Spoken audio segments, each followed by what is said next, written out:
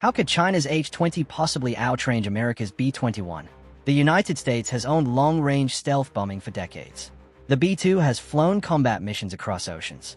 The B-21 already took its first flight in 2023. And yet, inside Pentagon briefings tied to the annual China Military Power Report, the H-20 is not dismissed.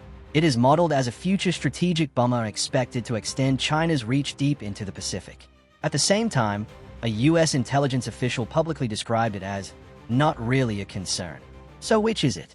A paper project, or a bomber that could launch from inland China and still reach Guam? Buried in those assessments is one number that changes this entire debate: 8,500 kilometers. And that is the conservative estimate. And if that number is real, range alone could begin shifting the balance before the aircraft is even visible. Start with the number everyone keeps circling. Most serious military assessments place the H-20's projected unrefueled range somewhere between 8,500 and 10,000 kilometers. Higher figures sometimes appear online, but those are not confirmed and should be treated cautiously. So stay with the conservative band: 8,500 to 10,000 kilometers. That radius redraws the Pacific. From secure inland bases in central China, that radius pushes well beyond the first island chain. It reaches Guam. That includes Andersen Air Force Base on Guam, one of the United States' most important Pacific hubs. It reaches parts of northern Australia. It places major U.S. logistics hubs inside a theoretical strike envelope without relying on exposed coastal airfields. That is the core of the Outrange argument. Now compare that to what we know about America's stealth bombers. The B-2 Spirit has an unrefueled range of roughly 11,000 kilometers, with far greater reach when supported by aerial refueling. The B-21 Raider's exact range is classified, but it is designed for intercontinental global strike and deep penetration missions. So strictly on confirmed numbers, there is no public evidence that the H-20 already outranges the B-2, let alone the B-21. But that comparison alone misses the real tension. Because range is not just about who has the bigger number. It is about geography. If China can achieve even 8,500 to 10,000 kilometers unrefueled, it reduces dependence on forward basing. It allows operations from deeper, harder to target positions inside mainland China. And that changes survivability calculations before a mission even begins. Now the debate shifts. The question is no longer, is the range longer? The question becomes, does this range allow China to solve a strategic problem the United States has relied on for decades? And that is where the story starts to escalate.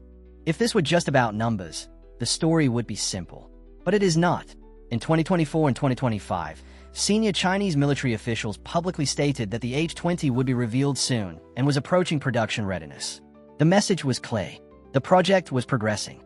There were no major technical barriers left. At almost the same time, U.S. intelligence officials described the H-20 as far from equal to American stealth bombers and not really a concern. That is not a small disagreement. It is a credibility clash. On one side, China signals confidence. On the other, the United States signals calm. So which one is right? If the aircraft is years away from operational service, then the range debate is premature. If it is closer to production than outsiders believe, then the Pacific balance begins shifting sooner than expected. This is where the tension deepens. Because even if the H-20 has not flown publicly, it keeps appearing in official U.S. defense reports. It is consistently listed as a future strategic bomber expected to extend China's strike reach. It is not dismissed as fantasy. It is treated as an eventual capability. That is the subtle but important shift. Publicly, it is downplayed. Inside planning rooms, it is wargamed. And when something is tracked year after year inside formal defense assessments, it means planners are not ignoring it. They are calculating around it. So now the question becomes sharper. Is the United States genuinely unconcerned? Or is it buying time while the real race continues behind the scenes? And that leads to the next escalation. Because even if the H-20 achieves the projected range, building a long-range stealth bomber is not just about fuel and wings. Here is where the conversation stops being political and becomes technical. Designing a stealth bomber that can fly 8,500 to 10,000 kilometers is not the same as operating one effectively. A long-range aircraft needs more than internal fuel capacity. It needs extremely precise aerodynamic shaping to control radar reflections from every angle. Flying wing designs eliminate vertical tails to reduce signature, but that increases flight control complexity.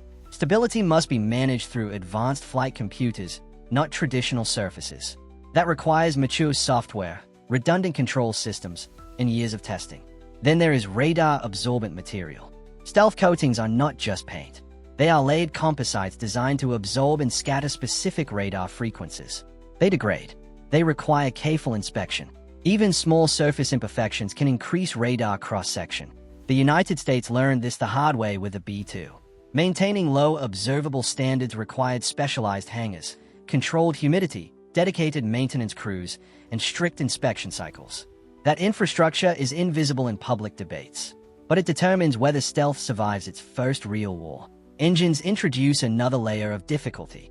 A long-range bomber needs efficient turbofan engines optimized for subsonic cruise. But stealth also demands minimized infrared signature and shielded exhaust. Engine inlet design must reduce radar reflections while still delivering airflow efficiency. China has made significant progress in fighter engines, but a heavy stealth bomber requires different optimization priorities. Reliability over very long missions, fuel efficiency across extended cruise, thermal management that does not compromise signature, and then comes integration. A stealth bomber is not just a flying platform. It is a node in a network. It requires secure data links, encrypted communications, mission planning systems capable of processing dynamic target data, and coordination with satellites and ground stations. This is where operational maturity matters. The B-21 is being built into an existing global strike architecture. It inherits decades of lessons from the B-2 fleet. China is building its stealth bomber capability largely from scratch. That does not mean it cannot close the gap, but it means that achieving range is only the first step. Converting range into repeatable combat capability is a separate challenge entirely. Now the tension sharpens again.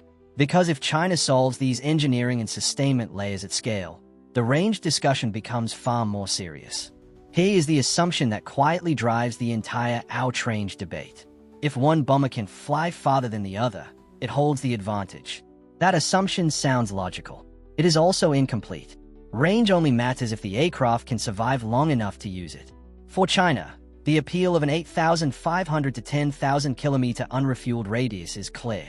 Launch from deep inland air bases. Avoid vulnerable coastal fields. Stay under the protection of laid air defenses for as long as possible. Extend outward only when necessary. On a map, that looks powerful, especially when the launch point moves hundreds of miles inland. But long-range stealth operations across the Pacific introduce a different constraint. Sustainment. A bomber flying near the edge of its unrefueled range has limited flexibility. Weather deviations, route adjustments, threat avoidance, and dynamic targeting all consume fuel margins. If aerial refueling becomes necessary, tanker aircraft must enter contested airspace planning cycles. And tankers are not stealthy. The United States has spent decades building a global aerial refueling network.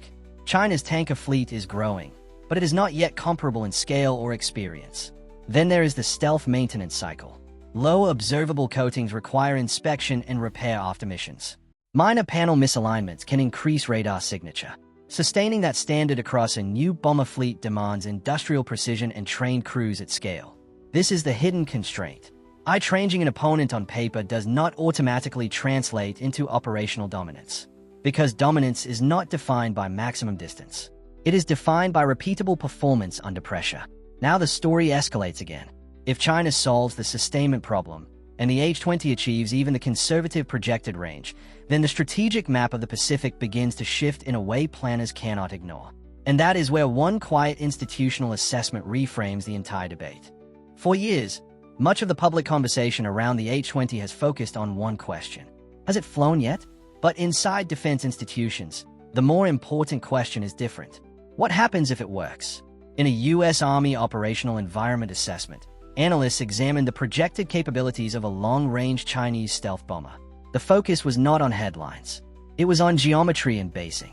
If the H-20 achieves an unrefueled range in the 8,500 to 10,000 kilometer band, it could operate from secure inland Chinese airbases and still reach U.S. territories and allied infrastructure across the Pacific. That phrase matters. Secure inland bases. Those bases sit under laid air defenses. They are harder to strike preemptively. They are farther from naval and air patrol pressure. They complicate early disruption strategies. For decades, one quiet advantage in U.S. planning was the assumption that Chinese bombers would need to operate closer to the coast to project power at scale. A true long-range stealth bomber changes that assumption. It pushes launch points deeper inland. It increases survivability on the ground. And it forces the United States and its allies to think differently about disposal, base hardening, and missile defense. This is not public panic. It is institutional adjustment. For something supposedly not really a concern, it appears year after year in formal U.S. operational assessments.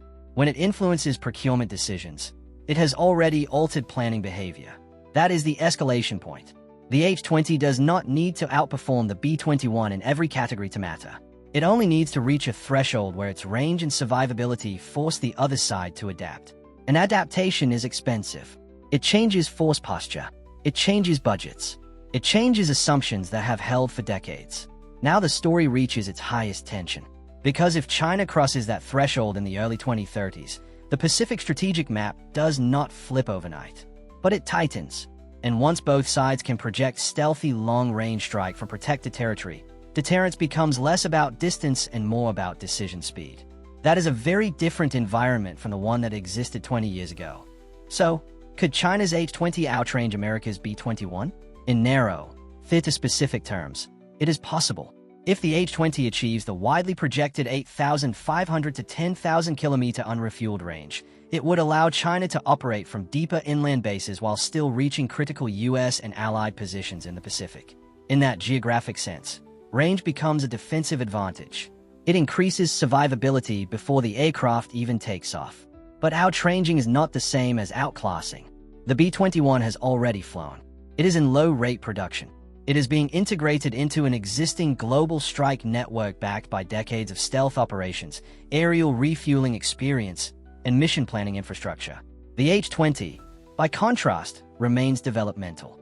There is no confirmed operational fleet, no publicly verified combat testing. Most assessments place meaningful operational capability in the early 2030s. That is not far away in defense planning terms. That gap matters, because strategic bombing is not a single metric contest. It is a system of systems problem. Range, stealth, sustainment, tanker support, industrial capacity, crew training, survivability, repeatability. On paper, China may be able to field a bomber that reaches as far, or in specific Pacific geometries, operates more comfortably from secure inland territory. In practice, dominance will depend on how quickly China can mature the entire ecosystem around it. And here's the deepest shift. For decades, the United States did not have to consider a peer stealth bomber competitor. That assumption is fading. Even if the H-20 never clearly outranges the B-21 in raw numbers, its emergence signals something more important: the end of uncontested American stealth bomber superiority. The real story is not who flies farther. If you believe range alone decides dominance, the answer seems obvious. If you understand sustainment, the answer changes. It is that by the 2030s, two powers may be fielding operational flying-wing stealth bombers capable of striking across oceans.